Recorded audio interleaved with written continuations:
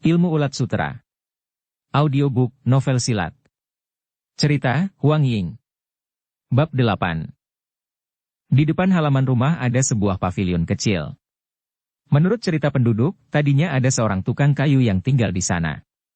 Karena sering diganggu oleh hantu-hantu, maka orang itu sudah kabur ketakutan. Malah ada yang mengatakan bahwa tukang kayu yang sudah pindah itu menderita sakit berkepanjangan, setiap hari dia merintih dan meratap. Sejak kejadian itu, rumah tersebut selalu kosong. Apalagi setelah terjadi beberapa peristiwa yang aneh, orang-orang semakin ketakutan. Siang hari pun tidak ada yang berani menginjak daerah tersebut. Kong Sun Hong dan Toku Hong justru berada di depan pintu rumah tersebut malam ini. Angin bertiup kencang. Tanpa sadar hati Toku Hong agak tegang. Tapi di luarnya dia tidak menunjukkan apa-apa. Kong Sun Hong sendiri tidak mempedulikan keadaan di sekitarnya. Dia meneruskan langkah kakinya sampai di depan pintu. Wei Tian Wei Toa, Jujit Fang Tiong, serunya tiba-tiba. Krek, pintu dibuka. Dua orang laki-laki berpakaian putih menyembulkan kepalanya. Wajah mereka pucat pasi bagai mayat hidup. Segulungan angin dingin tiba-tiba menerpa. Tubuh Toku Hong gemetar dibuatnya. Kedua laki-laki berpakaian putih itu segera membungkukkan tubuhnya dalam-dalam. Selamat datang kami ucapkan kepada Toa Xiao Chia, Nona Besar, dan Kong Sun Tong Chu, kata mereka serentak. Kong Sun Hong mengibaskan tangannya. Antar jalan. Kedua manusia berpakaian putih itu membalikkan tubuh dan masuk ke dalam. Cahaya lampu memijar. Lentera telah dinyalakan, sinarnya remang-remang. Manusianya sendiri seperti setan gentayangan yang melayang menuju ke dalam. Setelah melewati halaman depan, tampak sebuah pintu besar yang telah terbuka. Di kiri kanannya masing-masing berdiri seorang laki-laki berpakaian putih dan membungkuk menyambut. Di belakang pintu terdapat sebuah koridor panjang. Di sebelah kiri berdiri tegak 3 orang manusia berpakaian hitam, sedangkan di sebelah kanan terdapat 4 manusia berpakaian hitam juga. 7 manusia berpakaian hitam itulah yang membuat gara-gara di siang harinya. Mereka bahkan berani mengganggu Toku Hong. Kalau dilihat keadaan 7 orang itu agak aneh. Setelah diperhatikan, ternyata mereka bukan berdiri tegak tapi disandarkan ke tembok di belakangnya. Mata mereka terbelalak, semuanya pasti sudah tidak sadarkan diri. Toku Hong yang melihat keadaan itu, memperdengarkan suara tertawa dingin. Kakinya terus melangkah ke dalam. Di ujung koridor merupakan sebuah ruangan yang besar. Sebelum Toku Hong dan Kong Sun Hong sampai di ruangan tersebut, pintu gerbangnya memang telah terbuka. Seorang laki-laki berusia setengah baya melangkah keluar. Pakaiannya mewah sekali. Tancu, Kepala Cabang 13, Tong Piao menghadap Toa Xiao Chia dan Kong Sun Tong Chu. Harap maafkan kami yang tidak menyambut dari jauh. Kong Sun Hong mengibaskan tangannya. Dengan Toku Hong mengiringi di samping, dia melangkah ke dalam ruangan. Sejak masuk dari halaman depan di mana-mana terlihat tembok yang pecah-pecah dan tinggal sepotong. Tidak terlihat bahwa tempat itu berpenghuni. Tapi begitu masuk ke dalam ruangan ini, segalanya tampak jauh berbeda. Ruangan ini sangat mewah. Lentera-lentera bercahaya terang. Ratusan anggota Butibun terbagi dalam 2 barisan. Melihat kedatangan Kong Sun Hong dan nona besarnya, mereka segera menjatuhkan diri berlutut. Di tengah ruangan telah disediakan 2 buah kursi besar yang ditutupi dengan kulit binatang. Tong Piao mempersilakan kedua orang itu duduk. Dia sendiri berdiri di samping mereka. Mata Toku Hong beredar lalu berhenti pada wajah Tong Piao. Apakah saudara-saudara kita yang bertempat di sekitar sini berada di bawah pengawasanmu? Tiba-tiba dia bertanya. Ajaran Buddha kurang becus, anak buah Buddha berani mati menyalahi Toa Xiao Chia, sahut Tong Piao gugup. Oh, ternyata kau sendiri menyadarinya. Toku Hong mendengus dingin. Kening Tong Piao mulai dibasahi oleh keringat dingin. Orang-orang yang membuat gara-gara telah dihukum sesuai peraturan. Harap Toa Xiao Chia jangan marah lagi. Toku Hong hanya tertawa dingin. Mengenai orang-orang yang memalsukan Butibun, apakah kau sudah mendapat kabar? Tukas Kong Sun Hong. Tong Piao agak lega juga karena pokok pembicaraan dialihkan. Buddha telah memerintahkan seluruh anggota kita untuk menyelidiki secepatnya. Namun sampai saat ini masih belum ada hasil yang menggembirakan. Wajah Kong Sun Hong berubah serius. Apakah kalian sudah menerima panji telapak darah dari kantor pusat yang disebarkan pada pertengahan bulan 9? Tanyanya kembali. Hati Tong Piao menjadi tegang kembali mendengar pertanyaan itu. Kami sudah menerimanya. Apa bunyi perintah itu? Mulut Tong Piao melongo, sepatah kata pun tidak terucap olehnya. Bilang, bentak Kong Sun Hong. Dalam waktu 2 tahun, tidak boleh ada anggota Butibun yang membuat keributan di luar. Siapa yang melanggarnya, mati, sahut Tong Piao setelah memberanikan diri. Kalau perintah itu telah kalian terima, mengapa cabang 13 tidak mengurus anak buahnya baik-baik? Tanya Kong Sun Hong sekali lagi. Keringat Tong Piao menetes bagai air hujan. Mungkin karena biasanya budak terlalu memberi kebebasan kepada mereka. Harap Tong Chu membuka hati dan melapangkan jiwa. Kong Sun Hong memalingkan wajahnya. Apa bunyi peraturan nomor 19 dari perguruan kita? Tanyanya. Siapa yang melanggar lapak darah mati? Wajah Tong Piao pucat pasi, suaranya tersendat-sendat. Nomor 21. Berani menghina atasan mati. Nomor 24. Tubuh Tong Piao semakin menggigil. Dia tidak sanggup menjawab lagi. Membiarkan anak buah melanggar perintah, hukuman apa yang harus diberikan? Tubuh Tong Piao semakin gemetar. Kong Sun Hong menggebrak meja.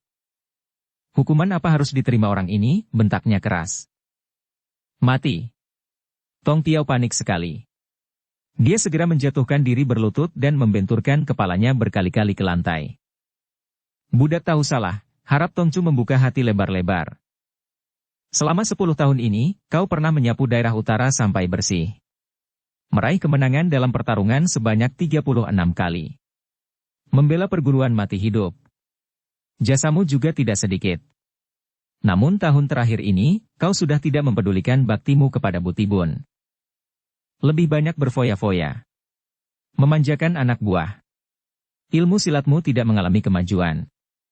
Tapi kali ini sungguh keterlaluan. Melihat jasamu pada tahun-tahun yang lalu, aku mengampunimu sekali lagi, kata Kong Sun Hong dingin. Terima kasih, Tong Chu, wajah Tong Piao berseri-seri seketika. Dia langsung berdiri tegak. Hukuman mati dibatalkan, hukuman hidup tetap berlaku, kata Kong Sun Hong kembali. Tong Piao langsung menjatuhkan diri berlutut kembali. Mana bagian Cik Hoat? Tanya Kong Sun Hong. 2 laki-laki berpakaian putih keluar dari barisan dengan tergopoh-gopoh. Wajah mereka menunjukkan ketakutan yang dalam. Mereka juga menjatuhkan diri berlutut di samping majikannya. Kong Sun Hong melirik sinis. Putuskan telapak tangan sebelah kiri, perintahnya. Baik, sahut salah satu dari kedua orang bagian Cik Hoat itu. Dia segera mengambil seutas tali dan mengikat pergelangan tangan Tong Piao.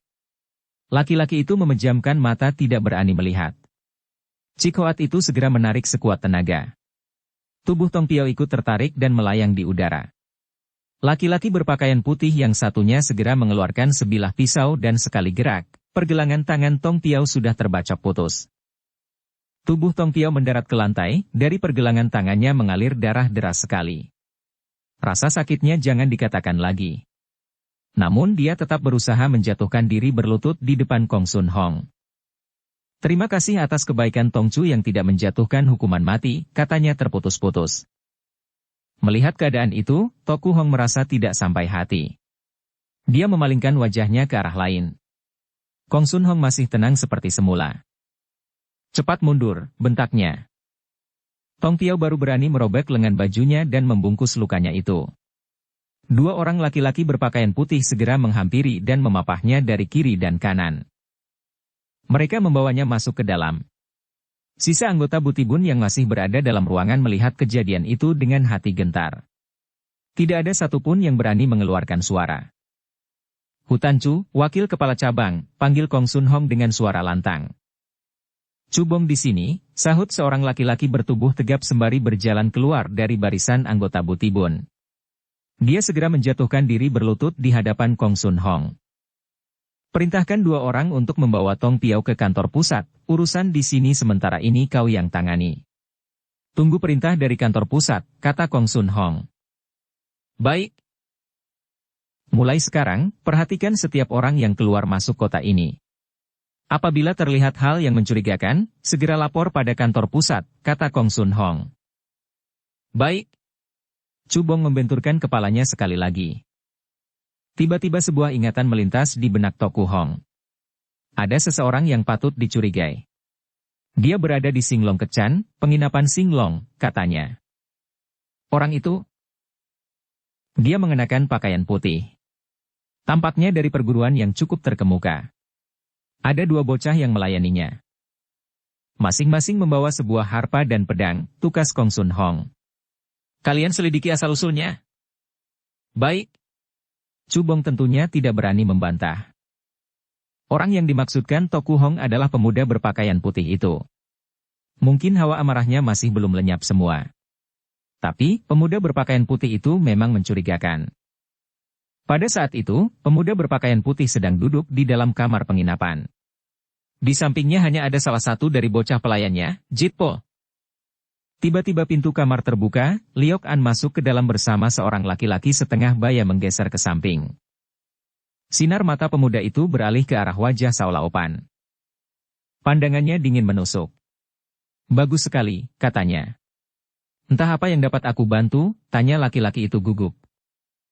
Aku ingin mencari sedikit berita darimu, kata sang pemuda. Kalau aku memang tahu, pasti aku akan memberitahukan dengan senang hati. Kemana perginya Go Bei Suangxiu, sepasang gadis cantik dari Go Bei, tanya pemuda itu. Apa, tampaknya Sao Laopan tidak mengerti sama sekali. Mereka adalah dua orang gadis yang menginap di sini pada bulan 6 tanggal 7. Yang satu Shiting dan yang satunya lagi Shisun. Sao Laopan seakan teringat sesuatu. Wajahnya mulai berubah. Sejak menginap di Singlong Kecan ini, mereka tidak pernah terlihat lagi. Aku ingin tahu di mana sekarang mereka berada, kata pemuda tersebut dengan susah payah. Sao Laopan menelan ludahnya. Aku. Kau adalah pemilik penginapan ini, mana mungkin tidak tahu? Aku tidak bisa mengatakannya, kata Sao Laopan panik. Keringat mulai membasahi keningnya. Mengapa? Kalau aku mengatakannya dan mereka tahu, mereka pasti akan membunuh aku. Pemuda itu tertawa dingin. Liok An dan Jitpo segera menghampiri laki-laki itu. Tangan masing-masing mencekal sebilah pedang pendek. Mereka mengancam leher Sao Laopan dari dua arah. Kalau kau tidak segera mengatakannya, maka kau akan mati saat ini juga, kata pemuda itu ketus. Wajah Sao Laopan berubah hebat. Liok An dan Jitpo mendorongnya ke tembok. Hawa dingin yang memantul dari kedua belah pedang pendek itu terasa di lehernya. Aku akan berbicara, katanya panik. Bagaimana keadaan mereka? Mereka sudah mati. Wajah pemuda itu berubah sesaat. Sejenak kemudian dia tenang kembali. Bagaimana matinya? Sao Laopan terlihat salah tingkah. Di tangan orang-orang Butibun. Mereka memperkosa dulu baru membunuh. Wajah pemuda itu kelam sekali. Sao Laopan menarik napas panjang. Menurut cerita orang-orang, mereka yang lebih dulu menyalahi anggota Butibun. Melihat kematian mereka yang demikian tragis, aku benar-benar tidak sampai hati. Tapi aku tidak berani berkata apa-apa. Terpaksa aku menguburkan mereka di taman belakang secara diam-diam. Malah peti mati mereka, aku juga yang membelikan. Bawa aku ke sana, kata pemuda itu sambil mengibaskan lengan bajunya. Jitpo dan Liok An segera mengendurkan pisau mereka. Di taman belakang terdapat segerombolan semak-semak dan bunga-bunga. Bila semak-semak itu dikuakkan, maka terlihatlah dua buah kuburan. Pemuda berpakaian putih itu berdiri tegak di depannya. Sedikit suara pun tidak terdengar. Liok An dan Jitpo terlihat sedih. Sejenak kemudian dia tenang kembali. Sao Laopan berdiri di samping mereka. Tangannya menumpu pada bahu seorang pelayan. Mengingat tragisnya kematian kedua gadis itu, perasaannya ikut terharu. Tiba-tiba terdengar suara bising dari arah luar taman. Puluhan manusia berpakaian hitam menyerbu masuk. Wei Tian Wei Toa, Jujit Fang Tiong, seru orang yang bertindak sebagai pemimpin. Di belakang terlihat seorang manusia berpakaian hitam memanjat lewat tembok. Anggota Butibun ada urusan di sini, harap orang yang tidak berkepentingan segera menyingkir, teriaknya lantang. Mendengar teriakan itu, Sao Laopan dan pelayannya segera menyingkir dan mencari jalan keluar. Tapi pemimpin yang berteriak pertama-tama segera mengadangnya. Sao Laopan. Ada apa? Apakah di penginapanmu ini ada seorang pemuda berpakaian putih? Kata-katanya belum selesai dia sudah melihat anak muda itu beserta Liok An dan Jitpo yang berdiri di depan kuburan. Rupanya kalian ada di sini. Bagus. Memang bagus sekali, sahut pemuda berpakaian putih dingin sinis. Hei! Siapa kau? Ada keperluan apa kau datang ke tempat ini? Cepat katakan, tanya manusia berpakaian hitam itu keras. Aku Shi Quan. Quan Tiong Liu, sahut pemuda berpakaian putih itu tenang. Kedatangan kami ke sini adalah untuk membunuh kalian. Ucapannya selesai, tangannya diulurkan. Pedang. Jitpo cepat-cepat menyodorkan pedang kepada tuan mudanya. Quan Tiong Liu menyambut pedang itu dengan keyakinan penuh. Satu pun jangan dibiarkan lolos, perintahnya. Liok An dan Jitpo saling lirik sekilas. Pedang pendek telah dihunus, tubuh keduanya segera mencelat dan menerjang ke depan. Manusia berpakaian hitam yang menjadi pemimpin meloncat mundur beberapa langkah. Hati-hati, pesannya kepada anggota Butibun yang lain. Quan Tiong Liu berteriak lantang, tubuh dan pedangnya berubah menjadi segurat garis panjang, bayangan seperti pelangi meluncur ke depan. Manusia berpakaian hitam segera menghunus goloknya. Dia mundur dengan kalang kabut. Belum lagi goloknya sempat diangkat, dadanya sudah tertusuk pedang. Matanya mendelik lebar, mulutnya mengeluarkan jeritan ngeri. Seakan masih tidak percaya bahwa apa yang dialaminya sekarang adalah kenyataan. Quan Tiong Liu segera menarik pedangnya kembali. Darah segar mengucur deras dari dada manusia berpakaian hitam itu. Sao Laopan yang melihat keadaan itu, segera jatuh tidak sadarkan diri. Kaki pelayan yang sedang memapahnya juga lemas seketika. Bersama dengan majikannya, mereka jatuh terkulai di atas tanah. Pedang Quan Tiong Liu yang tadi dicabut segera menikam sekali lagi. Kembali seorang manusia berpakaian hitam roboh bermandikan darah. Tanpa membuang waktu, pedang yang tercabut kembali diputarkan. Dua orang manusia berpakaian hitam tertebas sekaligus menjadi dua belah. Pokoknya, setiap kali pedangnya bergerak, selalu ada korban yang jatuh. Mana pernah manusia berpakaian hitam itu melihat jurus pedang yang demikian cepat dan keji. Mereka menjerit lantang dan berlarian kalang kabut. Seorang manusia berpakaian hitam yang tadi berdiri di atas tembok paling cepat mengambil langkah 1000. Mana tahu baru sempat lari berapa langkah, punggungnya sudah terbacok dari belakang. Tangannya masih berusaha mencapai tembok, namun setelah berkelojotan berapa kali, tubuhnya melorot ke bawah dan melayanglah nyawanya. Kembali Quan Tiong Liu menggerakkan pedangnya. Satu kali ke arah kanan dan satu kali lagi ke arah kiri.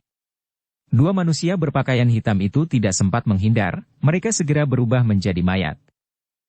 Ilmu yang dimiliki pihak lawan sebenarnya terpaut terlalu jauh. Untuk menghadapi dua orang bocah seperti Liok An dan Jitpo saja mereka tidak sanggup, apalagi menghadapi Quan Tiong Liu. Liok An dan Jitpo mengadang pintu keluar. Setiap manusia berpakaian hitam yang berniat melarikan diri, pasti menjadi korban pedang pendek mereka. 14 orang menerjang serentak, tidak sampai sepeminuman teh mereka semua menggeletak di tanah dengan jantung yang sudah berhenti berdetak. Tinggal seorang manusia berpakaian hitam yang mencoba menerobos halangan mereka. Melihat kematian teman-temannya, kakinya menjadi lemas, pedang di tangannya terlepas, dan tubuhnya menggeser lalu menyandar pada tembok taman. Pedang Quan Tiong Liu tidak menikamnya. Dia hanya menggunakannya untuk mengancam manusia berpakaian hitam tersebut. Di mana markas kalian? Tanyanya garang. Tenggorokan itu mengeluarkan bunyi, krok. Krok, tampaknya setiap waktu akan semaput, tapi kenyataannya tidak. Suaranya tersendat-sendat dan gugup. Antarkan kami ke sana, kata Quan Tiong Liu. Manusia berpakaian hitam itu menganggukkan kepalanya berulang kali. Liok An dan Jitpo segera maju ke depan dan mencekal manusia berpakaian hitam itu dari arah kiri dan kanan. Quan Tiong Liu mengangkat pedangnya. Di bawah cahaya rembulan, darah menetes setitik demi setitik terlihat jelas. Sinar rembulan yang pucat, warna darah semerah api membara. Dari mata Quan Tiong Liu juga terlihat hawa panas yang berkobar-kobar. Malam semakin larut. Lentera pada cabang 13 Butibun bersinar terang. Toku Hong dan Kong Sun Hong sudah pergi. Hutan Cu Cubong sedang menikmati arak bersama beberapa selir kesayangannya. Dia sudah menunggu begitu lama. Beberapa tahun sudah, sampai hari ini dia baru berhasil menguasai sepenuhnya cabang Butibun ini. Biar bagaimanapun, ini merupakan hal yang menyenangkan. Dia tidak berani ayal. Setelah Kong Sun Hong dan Toku Hong meninggalkan tempat itu, dia segera menyuruh beberapa anak buahnya menyelidiki ke Sing Long Kek Chan. Kemudian dia memesan semeja hidangan dan arak mahal. Pada saat itu, dia sudah agak mabuk. Oleh karena itu, suara pertarungan dan jeritan di depan halaman juga tidak jelas terdengar olehnya. Orang-orang lainnya justru merasa ada yang kurang beres. Culau Toa, tampaknya di luar ada yang berkelahi, kata salah seorang temannya. Cubong langsung menggebrak meja dengan marah. Siapa yang begitu berani? Seret ke dalam biar aku beri pelajaran. Baru saja perkataannya selesai, terdengar suara, braak, yang keras. Pintu besar ruangan itu hancur berantakan. Kuan Tiong Liu berdiri tegak di depan pintu. Perasaan mabuk Cubong lenyap seketika karena terkejut. Siapa? Bentaknya lantang. Kuan Tiong Liu dari Go Bei Pai, suara dan tubuh Kuan Tiong Liu sampai dalam waktu yang bersamaan. Pedangnya menyorotkan sinar yang menusuk mata. Cubong terkejut sekali. Tubuhnya segera berdiri tegak. Kret! Cet, matanya membelalak melihat dua orang anak buahnya mandi darah karena tikaman pedang Kuan Tiong Liu. Ambil golok, teriaknya lantang. Biasanya dia tidak pernah meninggalkan goloknya. Tapi sebagai seorang tancu, rasanya kurang berwibawa kalau tidak ada orang yang memegangi golok baginya. Siapa tahu orang yang memegangi goloknya kurang kuat minum arak, sekarang sudah menggeletak mabuk di kursi samping. Meskipun masih ada tersisa sedikit kesadarannya namun mulutnya susah mengeluarkan sepatah kata pun. Cubong berteriak sekali lagi. Orang itu bangkit dengan susah payah dan akhirnya dapat juga mengeluarkan suara. Goloknya di sini, katanya sambil menyodorkan golok kepada Cubong. Cubong panik sekali. Dia segera mengulurkan tangannya untuk menyambut golok tersebut. Belum sempat mencapai goloknya, orang yang memegangi golok itu sudah roboh bersimbah darah, golok pun terjatuh di atas tanah. Cubong semakin tegang. Dia membungkukkan tubuhnya memungut golok itu. Sekali lagi terlihat sinar pedang berkelebat. Anak rambut di jidatnya terpapas putus. Sanggul rambutnya terlepas. Kuan Tiong Liu tidak memberinya kesempatan, pedangnya terus mengincar Cubong. Keringat sudah membasahi sekujur tubuh Cubong. Mabuknya sudah lenyap entah kemana. Dengan kalang kabut dia berusaha menggapai senjatanya. Akhirnya berhasil juga dia mendapatkan sebatang golok, namun sayang sekali, tangannya baru saja sempat meraih golok tersebut, pedang Kuan Tiong Liu sudah sampai di hadapannya. Dengan panik dia berusaha menghindar, tapi tidak keburu lagi. Pedang itu menebas dari keningnya ke bawah dagu. Para anggota Butibun yang melihat kematian Cubong menjadi kalang kabut. Mereka berusaha melarikan diri secepatnya. Liok An dan Jitpo sudah menunggu di depan pintu. Sedangkan di tempat itu hanya ada satu jalan keluar yaitu harus melewati tempat Liok An dan Jitpo berada. Meskipun usia kedua bocah itu masih muda belia, namun sabetan pedang mereka sama sekali tidak dapat dipandang ringan. Setiap musuh yang ada di hadapan mereka, roboh dalam sekejap mata. Demikian juga pedang Kuan Tiong Liu, gerakan pedangnya seperti sedang membelah semangka dan memotong sayuran saja. Sikapnya tenang sekali. Pakaiannya yang putih sudah penuh dengan bercak-bercak darah.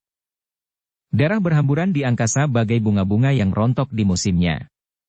Namun bagi orang-orang Butibun, bagaikan sebuah mimpi buruk yang berkepanjangan. Air hangat yang mengepulkan asap. Tong kayu yang berukuran besar. Tubuh Kuan Tiong Liu berendam di dalam tong kayu berisi air hangat itu. Dia merasakan kesegaran yang tidak terkira. Pakaiannya yang penuh bunga-bunga darah saat itu tergantung di hadapannya. Kuan Tiong Liu menatap pakaiannya dengan terpesona. Kemudian dia menarik napas panjang. Darah yang indah, gumamnya seorang diri. Liok An dan Jitpo berdiri di sudut ruangan dan melayani keperluannya. Mereka sama sekali tidak mengerti di mana letak keindahan darah yang dimaksudkan. Tidak ada hal lain yang lebih menyenangkan di dunia ini daripada membunuh orang, ucapan Kuan Tiong Liu seperti sedang menghafal ayat suci. Jitpo dan Liok An saling melirik. Mereka tidak berani mengatakan apa-apa. Kuan Tiong Liu malah tertawa terbahak-bahak. Sao Pan sekarang malah tidak bisa tertawa lagi. Di taman belakang berserakan demikian banyak mayat anggota Butibun, dia benar-benar tidak berani membayangkan akibatnya. Dia panik setengah mati. Ketika pelayannya datang dan mencarinya, dia sedang bersembunyi di kolong tempat tidur. Pelayan itu tergagap-gagap. Sao Pan benar-benar kehabisan sabar melihatnya. Akhirnya dia menuju taman belakang bersama pelayan itu. Setelah tahu apa yang telah terjadi, dia semaput sekali lagi. Di depan kuburan Gobe Isuangxiu, terpasang beberapa batang lilin. Juga ada beberapa batok kepala manusia sebagai sesajen. Darah masih menetes dari kepala-kepala itu. Toku Hong dan Kong Sun Hong saat itu sedang mengendarai kuda di sebuah jalan kecil berjarak 10 li dari kota. Angin sepoi-sepoi, matahari bersinar lembut. Toku Hong sama sekali sudah melupakan kejadian kemarin malam. Wajahnya berseri-seri, kudanya dilarikan secepat kilat. Melihat keceriaan Toku Hong, Kong Sun Hong merasa sangat gembira. Langit bagai tak berbatas, awan putih beriak-riak. Tiba-tiba terdengar suara keliningan. Seekor merpati putih terbang melintas. Mendengar suara itu, Kong Sun Hong segera mendongakkan kepalanya. Merpati pos perguruan kita, katanya tanpa sadar. Baru saja ucapannya selesai, sekali lagi terdengar suara keliningan. Kembali seekor merpati melintas di angkasa. Kong Sun Hong mengerutkan keningnya. Kemudian dia mengeluarkan sebuah peluit dari balik pakaian dan meniupnya 2 kali. Burung merpati tadi segera membelok lalu menukik ke arahnya. Dengan sigap Kong Sun Hong menyambutnya. Pasti telah terjadi sesuatu, gumamnya seorang diri. Ada sebuah tabung kecil di kaki burung merpati itu. Kong Sun Hong melepaskan burung tersebut dan mengeluarkan sehelai kertas kecil dari dalamnya. Selesai membaca, wajahnya berubah hebat. Hei! Sebetulnya apa yang telah terjadi? Tanya Toku Hong panik. Cabang 13 hancur lebur. Hutan Chu dan segenap anak buah Butibun mati semuanya, sahut Kong Sun Hong. Apa? Wajah Toku Hong juga berubah pucat. Cepat kita kembali dan melihatnya sendiri, kata Kong Sun Hong sambil membelokkan kudanya dan melarikannya dengan kencang. Debu beterbangan. Kedua ekor kuda dilarikan seperti kesetanan. Siapa yang melakukannya? Ketika Kong Sun Hong mengajukan pertanyaan itu, dia dan Toku Hong sudah berada dalam kamar penginapan Sing Long Kek Chan. Kong Sun Hong melayang telapak tangannya dan menampar pipi Sao Pan. Tubuh pemilik penginapan itu bergetar kencang. Dengan susah payah dia berhasil mengucapkan sepatah kata. Dia bernama Kuan Tiong Liu. Kuan Tiong Liu? Kong Sun Hong mengerutkan keningnya. Bagaimana rupanya? Masih sangat muda. Pakaiannya putih. Dia membawa 2 orang bocah yang kalau tidak salah bernama Jitpo dan Liok, apa ya? Apakah namanya Jitpo dan Liok An? Betul. Apakah orang ini mempunyai kebiasaan menggunakan mangkuk dan sumpitnya sendiri setiap makan? Betul, tampaknya setiap waktu Sao Pan akan semaput. Rupanya dia lagi, kata Toku Hong sambil menggertakkan giginya. Kemana orang itu sekarang? Tanya Kong Sun Hong kembali. Kalau tidak salah dia pergi melalui hutan, sahut Sao Pan. Kalau melalui hutan, tempat satu-satunya yang berada di jurusan itu hanyalah Butong San. Apakah orang ini juga murid Butong Pai? Kata Kong Sun Hong agak heran. Kalaupun bukan, tujuannya pasti Butong San, sahut Toku Hong. Kong Sun Hong merenung sejenak. Bukankah Suhu telah memerintahkan Han Chiang Tiao Xiu mengintai gerak-gerik Butong Pai di sekitar ini? Memang betul. Dak dan gugup. Kita harus mengirim surat lewat merpati pos segera, suruh Han Chiang Tiao Xiu mengadang orang itu. Betul. Toku Hong setuju dengan usul itu. Dia segera menghambur keluar kamar. Kong Sun Hong mengikuti di belakangnya. Baru beberapa langkah, dia membalikan tubuhnya dan mendelik ke arah Sao Pan. Sao Pan. Kami percaya apa yang kau katakan. Tapi apabila ada setengah kata saja kau berdusta, maka kau akan merasakan seperti apa yang terjadi pada teko itu, teriak Toku Hong sambil menolehkan kepalanya. Tangannya mengebas. Sreet, sebilah golok liwiaptu meluncur ke arah teko teh yang ada di samping Sao Pan. Sinar dingin berkelebat, teko teh pecah menjadi 2 bagian. Pisau itu masih meluncur terus dan menancap di atas tempat tidur. Sao Laupan terkejut sekali. Setelah terhuyung-huyung sejenak, dia semaput kembali. Air sungai mengalir jernih. Tengah hari sudah lewat, namun senja belum menjelang. Seorang pengail bertopi pandan duduk di atas sebuah batu di tepi sungai. Dia hanya seorang diri dan tampak sedang terkantuk-kantuk. Batang kailnya berwarna hijau kehitaman, sedangkan tali pancingnya agak kasar dari yang biasa. Bambu dan tali pancing itu bergerak-gerak berkilauan disoroti sinar matahari. Tidak terlihat seekor ikan pun. Sinar mata pengail itu tertumpu pada batang bambu di tangannya. Sulit menduga apakah dia sedang merasa kecewa atau tidak. Tangannya yang menggenggam batang bambu masih demikian mantap. Sehelai daun terbawa aliran air sungai. Kuan Tiong Liu berdiri di ujung perahu seorang diri. Tampaknya dia sedang menikmati keindahan pemandangan pada kedua tepian sungai. Jit Po dan Liok An duduk di dalam perahu. Tampaknya mereka tidak terbiasa naik perahu. Di bagian buritan ada seorang nelayan. Tangannya juga memegang sebatang bambu sebagai alat untuk memancing. Perahu melintas. Pengail tua tadi menggerakkan batang bambunya. Dia menariknya kencang-kencang. Tali pancing terungkit dari dalam air. Blar, kailnya tersangkut di bagian ujung perahu. Perahu yang sedang melintas mengikuti arus air itu berhenti seketika. Pengail tua itu mengerahkan tenaganya. Sekali tali pancing ditariknya, perahu tersebut tertarik olehnya. Lalu perlahan mendekati tepian sungai. Rupanya yang dipancing oleh pengail tadi bukan ikan tapi manusia. Nelayan yang berada di buritan terkejut sekali. Jit Po dan Liok An memalingkan wajahnya memandang Kuan Tiong Liu. Anak muda itu seperti tidak merasakan apa-apa. Dia juga menatap ke arah pengail tua tersebut. Perahu semakin dekat ke tepian sungai. Tiba-tiba tubuh Kuan Tiong Liu melesat di udara dan mendarat di samping pengail tua itu. Penampilannya sangat tenang, bahkan di wajahnya terlihat sekulum senyuman. Liok An dan Jit Po segera mengikuti gerakan tuan mudanya. Mereka mendarat di samping Kuan Tiong Liu. Senyuman anak muda itu semakin lebar. Nelayan tua di atas perahu segera menyurutkan badannya. Sedangkan pengail di tepi sungai sama sekali tidak mempedulikan mereka. Tali pancingnya ditarik kembali. Dia membalikkan tubuhnya perlahan. Merepotkan kau orang tua, kata Kuan Tiong Liu setengah bergumam. Pengail tua itu tampak terpana. Oh, apakah kau tahu siapa aku? Orang yang menggunakan pancingan sebagai senjata siapa lagi kalau bukan Siang Chiang Haiying? Termasuk makhluk apa Siang Chiang Haiying itu? Orang yang menggunakan pancingan sebagai senjata, memangnya cuma dia saja, sahut pengail tua itu sambil mendengus dingin. Sebetulnya masih ada satu lagi Han Chiang Tiao Xiu, kata Kuan Tiong Liu dengan nada dingin. Tapi dengan kedudukan seperti orang tua itu, mana mungkin dia sudi duduk di tepi sungai menunggu aku? Bocah busuk.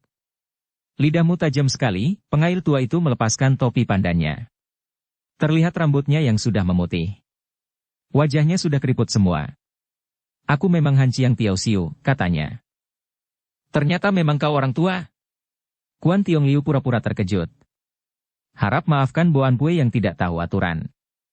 Entah apa yang kau inginkan orang tua? Kuan Tiong Liu, teriak Han Chiang Tiao Xiu. Kau menghancurkan cabang 13 butibun kami. Dan kau juga membunuh anggota-anggotanya. Lohu hari ini akan menjernihkan utang piutang ini.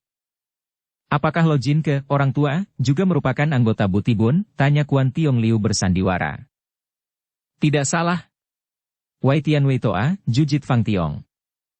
Boan Bue ingin bertanya kepada Lo Jin Ke, entah apa kedudukanmu di butibun? Huhoat. Boan Bue semakin tidak mengerti, kata Kuan Tiong Liu sambil tertawa dingin. Lo Cianpue pernah menggetarkan dunia Kangou selama puluhan tahun. Dengan kedudukan Lo Cianpue, mengapa sudi menurunkan derajat menjadi huhoat orang? Jangan banyak bicara, sahut Han Chiang Tiao Xiu dengan wajah garang. Setelah membunuh anak buah butibun, kau orang tua segera menampilkan diri. Apabila Boan Bue membunuh engkau, apakah Toku Buti akan mencariku untuk membalaskan dendam bagimu? Tanya Kuan Tiong Liu sinis. Besar sekali mulutmu. Tidak heran kau berani membunuh anak buah butibun, kata Han Chiang Tiao Xiu marah. Jangan kata baru anak buah, huhoatnya juga aku berani bunuh. Han Chiang Tiao Xiu malah tertawa terbahak-bahak. Bagus. Hari ini aku orang tua harus memberi pelajaran kepadamu, batang bambunya segera diangkat ke atas. Jitpo juga mengeluarkan pedang pendeknya. Han Chiang Tiaoxiu menutul kakinya dan melayang sejauh 3 depa di mana terdapat sebuah tanah kosong. Kesini, katanya. Kuan Tiong Liu menghunus pedangnya. Pergelangan tangan digetarkan. Sekali loncat dia juga sudah berada di tanah kosong itu dan berdiri berhadapan dengan Han Chiang Tiaoxiu. Silakan, katanya. Han Chiang Tiaoxiu berteriak lantang, pancingannya segera digerakkan dan mengincar 3 urat darah mematikan Kuan Tiong Liu. Pancingan tersebut merupakan senjata di luar senjata. Orang yang menggunakan senjata semacam ini harus mempunyai tenaga dalam yang kuat. Kuan Tiong Liu juga sadar bahwa pengail tua ini pernah menggetarkan dunia Kangou 20 tahun yang silam. Ilmu silatnya tinggi sekali. Dia tidak berani memandang ringan. Tubuhnya meleset dengan ringan. Pedangnya yang bergerak cepat menangkis datangnya pancingan Han Chiang Tiaoxiu. Kemudian dia balas menyerang. Belum lagi pedangnya sempat mencapai sasaran, pancingan Han Chiang Tiaoxiu kembali meluncur di samping kepalanya. Kemudian tali pancing ditarik kembali dan dilontarkan ke arah dada Kuan Tiong Liu. Kuan Tiong Liu menggeser sedikit tubuhnya dan membiarkan pancing itu lewat.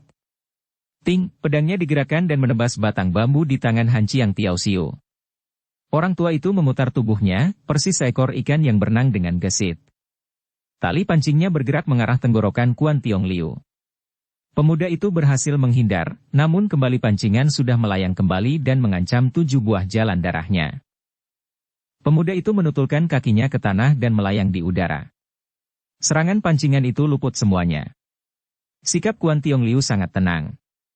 Mungkin hal ini pula yang membuat Han Chiang Tiaoxiu semakin kesal. Hari ini Lohu akan membuat kau menjadi umpan ikan, teriaknya keras.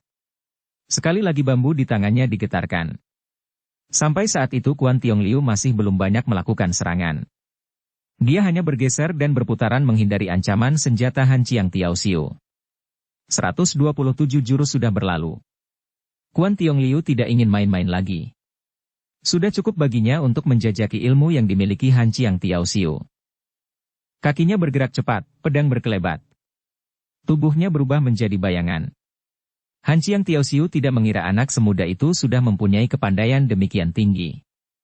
Dia bersikap hati-hati. Tapi Kuan Tiong Liu bukanlah Kuan Tiong Liu kalau dia mau memberi kesempatan kepada musuhnya. Pedangnya seakan menari-nari di udara. Han Chiang Tiaoxiu sama sekali tidak mempunyai kesempatan untuk membalas menyerang. Dia sudah terdesak mundur beberapa langkah. Sedangkan pedang Kuan Tiong Liu masih merandek terus. Tampaknya sekarang pemuda itu yang mempunyai posisi di atas angin. Han Chiang Tiaoxiu berhasil menghindarkan diri. Kali ini dia sempat menggerakkan pancingannya, namun malang, pedang Kuan Tiong Liu yang secepat kilat sudah berada di depan mata. Sedangkan Han Chiang Tiaoxiu terjatuh ke dalam sungai. Gerakan pedang Kuan Tiong Liu berhenti. Dia mendongakkan wajahnya dan tertawa terbahak-bahak. Tidak lama kemudian, terlihat Han Chiang Tiaoxiu menyembulkan kepalanya dari dalam air. Tubuhnya melesat dan berjungkir balik beberapa kali. Akhirnya dia berhasil mencapai seberang sungai. Sekali lagi Kuan Tiong Liu tertawa terbahak-bahak. Sungguh banyak orang aneh di dunia ini. Seorang Huhoat Butibun saja tidak malu berbuat demikian, aku harap murid Butong Pai tidak akan membuat aku kecewa, katanya. Ternyata dia memang benar-benar hendak menuju Butong San. Sebetulnya apa yang diinginkan Kuan Tiong Liu? Apakah dia bermaksud mengadu kepandaian dengan murid Butong Pai? Matahari belum tenggelam. Keenam murid Butong Pai yaitu Pek Chiok, Kim Chiok, Giok Chiok, Chia Peng, Yo Hong dan Fu Gioksu masih berlatih dengan giat. Mereka berdiri di atas sebuah batu. Keenam orang tersebut membentuk lingkaran. Hanya ada sebuah celah di bagian dalam dan di depannya Chi Siong Tojin berdiri. Chi Siong Tojin masih belum sehat, wajahnya masih terlihat pucat. Sejenak kemudian dia berjalan menuju sebatang kayu tinggi dan duduk di sana. Dia memperhatikan murid-muridnya berlatih. Setelah cukup puas, dia pindah ke atas sebuah batu berbentuk patkwa. Batu itu dapat berputar segala arah. Asalkan Chi Siong Tojin menumpu tangannya ke samping dan mengentak. Dengan demikian, dia dapat memperhatikan muridnya satu persatu dan melihat kemajuan latihan mereka. Wajahnya tidak kelam. Tampaknya dia cukup puas dengan hasil yang dicapai keenam muridnya itu.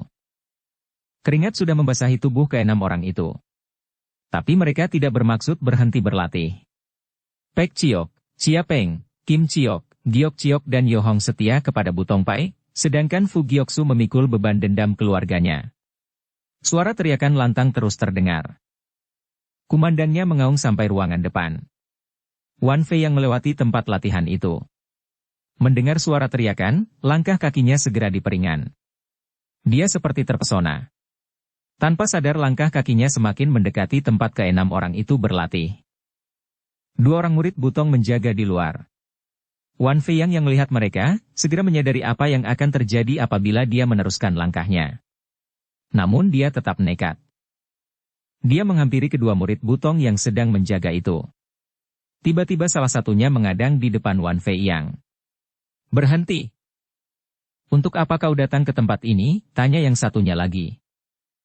Mengantarkan minuman untuk para suheng yang sedang berlatih. Hal ini memang benar. Suheng berdua menjaga di sini sekian lama, tentu kalian juga sudah lelah dan haus. Oleh karena itu, jangan lupakan bagian kami, sahut salah satunya. Tentu saja, sahut Wan Fei yang sambil meletakkan teko teh dan beberapa cawan di lantai. Dia menuangkan secawan teh untuk masing-masing orang itu. Warna teh sangat pekat, harumnya semerbak. Sekali lihat saja, kedua murid Butong itu segera tahu bahwa teh yang disuguhkan diseduh dari daun teh yang baik. Apalagi setelah menghirup wanginya. Kerongkongan mereka semakin kering saja rasanya. Harum sekali, kata salah satu orang itu tanpa sadar. Ini adalah teh lungcing sebelum musim hujan.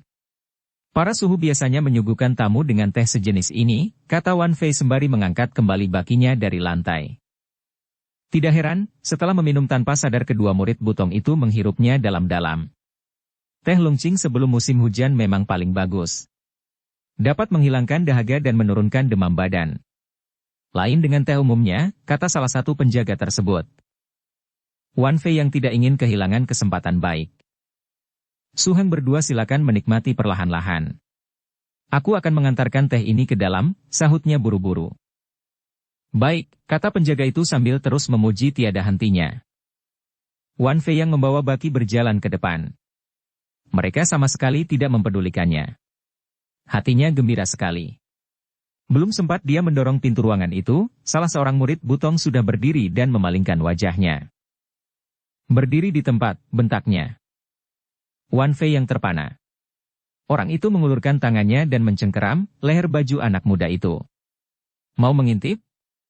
Tidak begitu mudah. Penjaga yang satunya segera menghampiri.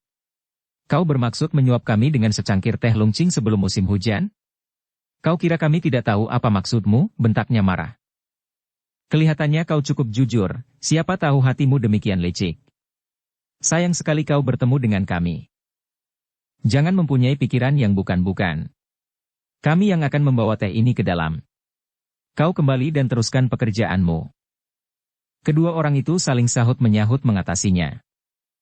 Kemudian salah seorang penjaga itu mengambil baki dari tangan Wan Fei yang. Sedangkan rekannya yang lain mencengkeram leher baju anak muda itu dan melemparkannya keluar dari tempat tersebut. Air kolam sangat jernih. Memandangi bayangan sendiri di dalam kolam, perasaan Wan Fei yang sangat tertekan. Dia benar-benar tidak mengerti. Mengapa Chi Siong Tojin tampaknya begitu sentimen kepadanya. Angin malam membawa keharuman dedaunan dari pegunungan. Di dalam kolam yang jernih terlihat seekor ikan lele sedang berenang ke tepian. Mata Wan Fei yang mengedar. Tiba-tiba dia mengembangkan sebuah senyum. Tidak ada orang di sekitarnya. Dia mengulurkan tangan secepat kilat dan menangkap ikan lele itu. Wanji, aku berhasil menangkap seekor ikan lele, teriaknya tanpa sadar kemudian menghambur keluar. Lun Wanji tidak berada di sekitar situ, tentu saja dia tidak dapat mendengarkan teriakannya. Kenyataannya malah dia tidak tahu bagaimana perasaan Wan Fei yang kepadanya. Malam mulai larut. Di taman bunga sunyi tiada seorang pun. Sepasang tangan Wan Fei yang memegang sebuah panci kecil. Dia berjalan melalui tembok pembatas taman. Tujuannya kamar Lun Wanji. Langkah kakinya dibuat seringan mungkin. Dia mondar-mandir di depan pintu kamar. Beberapa kali dia mengulurkan tangannya untuk mengetuk pintu. Namun entah kenapa, dia membatalkannya lagi. Kalau melihat tampangnya, kelihatan sekali dia gugup. Tangannya yang sudah terangkat ditarik kembali, kemudian diangkat lagi lalu ditarik kembali. Entah kemana hilangnya keberanian dalam hati anak muda itu. Akhirnya dia mendapat akal. Perlahan dia meletakkan panci kecil itu di atas tanah. Dan dia merasa perbuatannya itu sudah tepat. Dia menarik napas dalam-dalam. Kemudian dia membalikkan tubuh dengan maksud meninggalkan tempat itu.